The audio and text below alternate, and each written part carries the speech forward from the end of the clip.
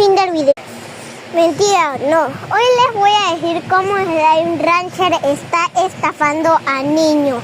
Como ya saben, Lord Freak hizo Talking Tom, está estafando a niños. Luego Tocaboca está estafando a niños, pero luego Slime Rancher lo hizo. Sí, hoy les vengo a hablar, por favor, Lord Freak, de este video. Si no se te olvida, hazlo, por favor. Es que vale dinero real Slime Rancher para celulares. Y de paso, cuando algunas ocasiones te dice que no está disponible para tu teléfono. O sea, eso es estafar a niños. Pero hay una solución.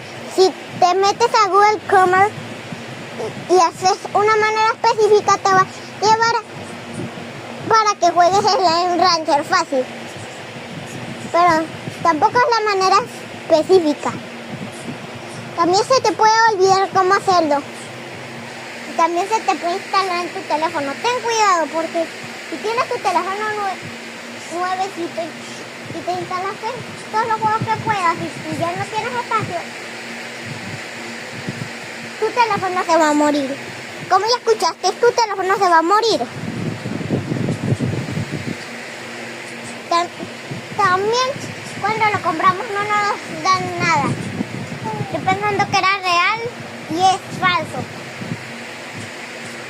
Aunque lo que sí vale la pena es que sí salga en PlayStation el Slime Rancher 2 y el Slime Rancher 1.